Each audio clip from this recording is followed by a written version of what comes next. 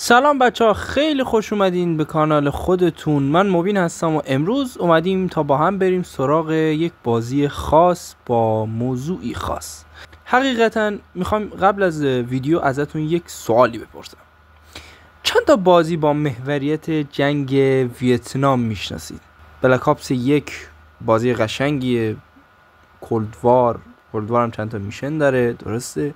البته اینا بیشتر در مورد جنگ سردن تا ویتنام، ولی خب حالا اینا قبول میشه. شل شاک هم خوبه، حقیقتا من خیلی گیم پلیش نگرفت ولی خب بازی خیلی خوبیه. ویتکانگ جالب بود، رایزینگ استورم که اصلا بی‌نظیره، گلوبال کانفلیکت هم که خاطر ساز، دیگه چیزی نمیمونه، درسته؟ اما من نمیخوام درباره اینا صحبت کنم، میخوام درباره یه بازی خاص‌تر که متاسفانه دوره‌ای که بازی منتشر شد خیلی تو چشم پلیرها نیومد. حالا نمیدونم دلیلش چیه، شاید بازی هم دورش بهتر بودن، نمیدونم.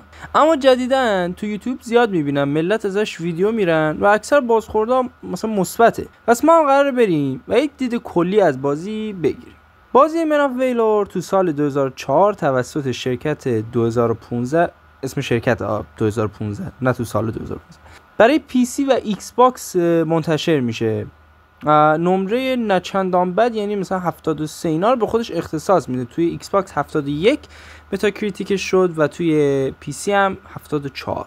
نمره خوبیه دیگه. قبل از اینکه بخوام وارد جزئیات بشم میخوام یه چیزی بگم، اونم اینه که بازی توسط سازنده‌های مدال آف آنر الاید اسالت درست شده و این بازی زمانی منتشر میشه که همون سال یعنی 2004 ما یه بازی یعنی یه نسخه دیگه از مدال آف آنر داشتیم که میشد پاسیفیک اسالت و پاسیفیک اسالت یکی از بهترین نسخه‌های مدال آف آنر محسوب میشه. و جدای حالا اینا، الان که یادم اومد کال آف دو هم عرضه شده بود و خب اینا هم الان دارم فکر می‌کنم میتونه دلیل خیلی محکمی باشه که چرا من آف ویلور خیلی به چشم نیومد.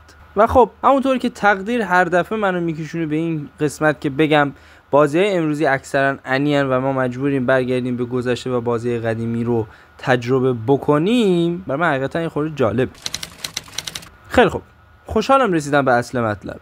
حقیقتا داستان بازی خیلی برام جالب بود. چرا؟ چون معمولا جنگ ویتنام رو میدونید دیگه. مثلا این موضوع اکثر بازی‌ها میان از جرایم جنگی بیشتر میگن که البته من میگم شیطنت‌های کودکانه. اما تو بازی جوری این موضوع رو به تصویر کشیدن که انگار خود ویتنامیا مقصر اصلی هستن.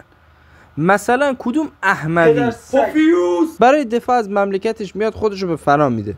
چرا باید یه روستایی بیاد به هم ولایتی خودش که چندین سال با هم تو یک روستا دارن زندگی میکنن و آینده خوب رو درست میکنن کمک کنه تا ارتش آزادی خواه آمریکا رو نابود کنه؟ پس خدای حق رو باید بدید به آمریکایی‌ها دیگه.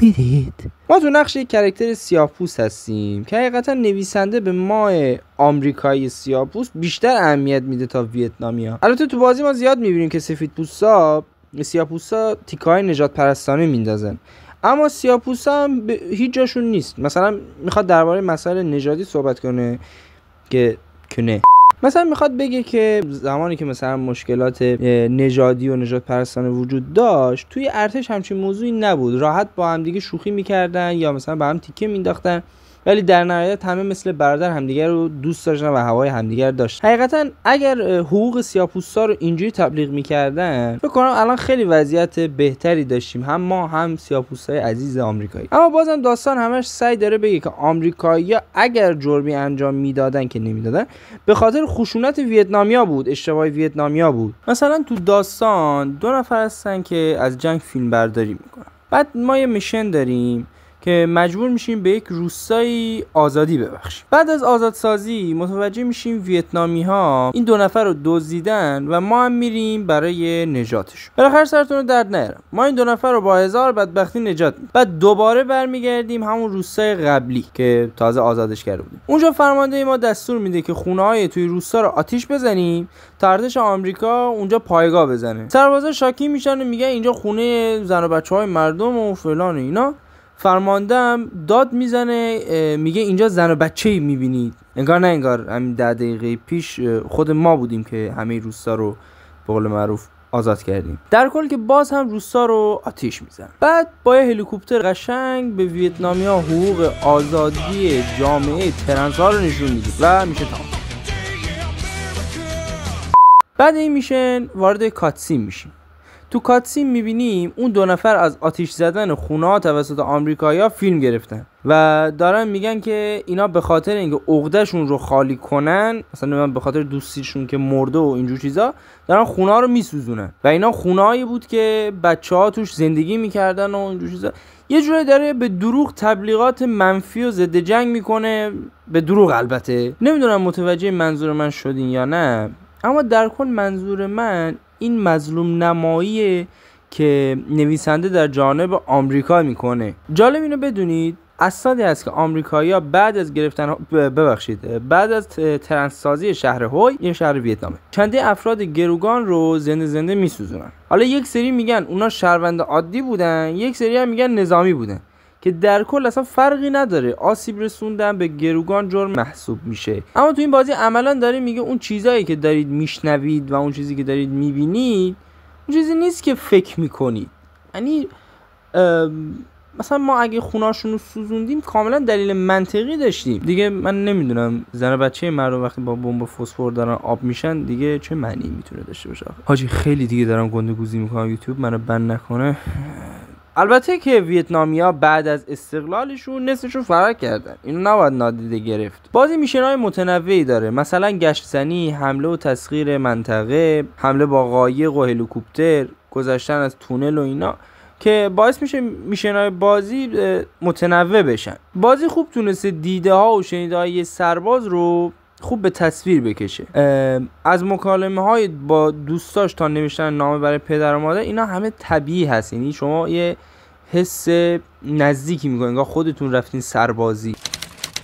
بازی گیم پلی جالبی داره، البته یک سری ایرادات داره که به چشم میاد، ولی در کل میتونین شما باهاش کنار بیاین. مثلا من مشکل خیلی بزرگی که دارم سیستم اسپان کردن دشمناست. سیستم اسپان کردن AI یا منظورم توی همین سینگل پلیر یا کمپینه. مثلا فکر کن یه کاتسین دیدین، بعد کاتسین تموم شد، 5 قدم جلوتر مثلا قدم میزنید یا میبینید جلوتون دشمنه. یه حس خیلی مسخره ای داره. یا مثلا بعضی از جا از هر طرفی که فکرشو بکنید دشمن میاد سمتتون، بعد شما مثلا میکشین اونا رو، تموم میشه، میرین تو همون منطقه. مثل کالاف نیست، شما یه منطقه رو رد میکنین دیگه، اون قسمت های اسپان و اون جایی که مثلا انمی اسپان میشه اونا دیگه حذف میشه، ولی تو این بازی حذف نمیشه. یعنی شما ممکنه دوباره پشتتون یه انمی اسپان بشه که خیلی چیز چرتیه. اولین چیزی که بازی شما رو با گیم پلی میخواد آشنا بکنه مکانیزم هیل شدن بازیه. حقیقتا از این ایده سازنده خیلی خوشم اومد، چون در این حال هم آسونه و هم طبیعی. یعنی مدل خونریزیش نه غیر منطقیه نه خیلی جدی و سختی که مثلا دیگه گیم پلی فان بودن بازی رو ازتون بگیر. کلا گیم پلی بازی خیلی شما رو یاد مدال آف آنرای قدیمی میندازه. البته همونطور که قبلا اشاره کردم بازی از همون سازنده است، پس طبیعیه دیگه. سیستم گیم پلی بازی یه چیز خیلی معمولی که حتی از طریق نشونه هم نمیتونید ببینید. جنگ ویتنام به تله‌های مرگبار ویتنامی خیلی معروف و این بازی خیلی قشنگ تونست این موضوع رو به تصویر بکشه.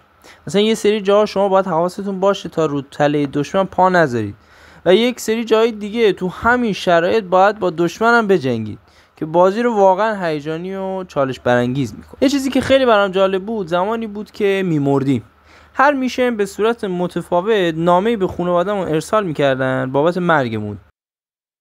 Dear Mr. and Mrs. Roland Shepard, this is one of the most difficult letters I have been required to write. It is with the most heartfelt sympathy that I, as his commanding officer, write to you of the death of your son. یا مثلا بعد از اتمام هر میشن یک کلیتی از شما از روند نبردتون نشون میداد و من فهمیدم خیلی من به دست راست اگه اشاره نکنم شلیک میکردم، اصلا فکرشو نمیکردم. بازی تو لودینگ هر میشن یه سری فکت مهم، سخن بزرگان و اینجور چیزا نشون میده که خیلی برای ما میتونه آموزنده و مفید باشه برای کسایی که به خصوص مثلا به تاریخ علاقه دارن. اما از اونجایی که بعد از اتمام لودینگ بازی خودش استارت میشه، متاسفانه با سیستم‌های امروزی اصلا تو ثانیه لودینگ تموم میشه، ما نمیتونیم چیزی بخونیم. خب این دیگه برای ما یه جورایی بلا استفاده است، خصوص اگه بازی رو SSD نصب بکنیم که دیگه. نکته قشنگ دیگه وجود زنها بین ویتنامیا بود که از نظر تاریخی این واقعا درسته. یعنی نیازی نیست مثلا حالا بعضی از بازی امروزی بیاین دروغ بگن یک کاراکتر مردی رو زن بکنن تا مثلا قدرت زن رو نشون بدن. نه توی جنگ ویتنام زنها هم شرکت کردن، شرکت خیلی موثری هم بود، حضور موثری هم داشتن. یه نکته باحال دیگه اینه که بازی مسیری که دارین ازش تیر میخورین و از رو نشونتون بهتون نشون میده که از نظر من یه ایده تازه و یونیکی بود. نمیدونم چرا خیلی از گیم‌ها از این ایده استفاده نمیکنن.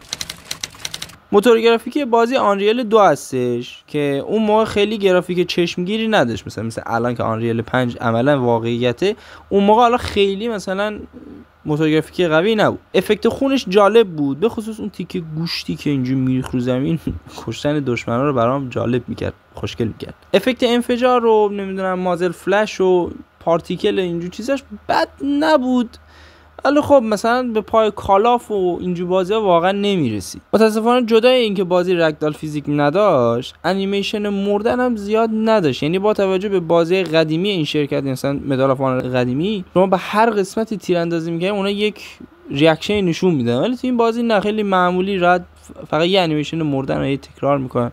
یعنی مثلا بعضی اوقات میبینید 300 تا دشمن بغل هم دیگه افتادن، همه به یه شکل. این یه خورده حس آدم میگیره دیگه. بازی تو طراحی لباس و اسلحه ها واقعا خوب کار کرد، به خصوص تو آمریکایی‌ها. ویتنامیا بعضی اوقات لباساشون تکراری میشه دیگه، خیلی میبینید، به خصوص مثلا همون بومیای اون منطقه.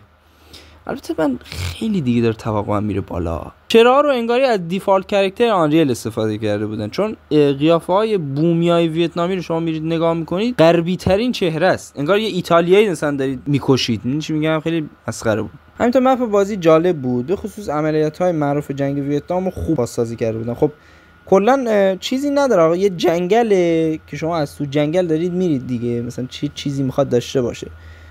ولی خب بعضی جاها که مأموریت‌های معروفی انجام شده بود، مثلا جنگل نابود شده بود یا حالا شهر بود، اینا بازی خوب تونسته بود کار بکنه. من حقیقتا خوشم اومد از اون نقشش، خوشم میومد، رنگ و لعاب داشتن. بازی تو ساخت انیمیشن خیلی خیلی ضعیف بود، یعنی یه سری جا شما عملا خندتون میگیره. البته دورانی که بازی منتشر شد هنوز موشن کپچر خیلی مورد استفاده قرار نمیگرفت. صداگذاری بازی خیلی گوشنواز نیست و خیلی هم شرکت این تمرکزی نداشته، فقط یه صداگذاری معمولیه که داشته باشی. صدای گانا همه ساختگی و تکراری ان، صدای محیط هم خب فقط صدای جنگل، چیز خاصی نیست که میتونی بری تو جنگل با هر چیزی که هست ریپورت کنی. اما دوبله بازی خیلی خوبه، یعنی یه جور انگار دارین فیلم سینمایی نگاه میکنی.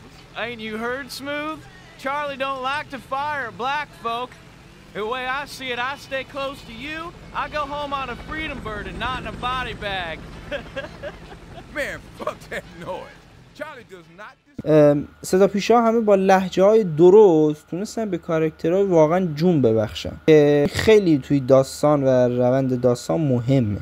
کلا دیگه چیزی بازی برای گفتن نداره و دقیقا منم همینجا ویدیو رو به اتمام میرسونم و مهر فتحم رو میزنم به این بازی. اگه بخوام نمره بدم احساس میکنم یه چیزی هول و هوش 6 تا 7 باشه، اما بازم منتظر نظرات شما هستم تا به هیچ کدومشون اهمیت ندم. پس ممنون میشم برام کامنت بذاری و با لایک هات منو پولدار کنی و منو به دوستات معرفی کنی تا شاید اونا هم بخوان اینترنتشون رو هدر بدن. دست درد نکنه. خداحافظ.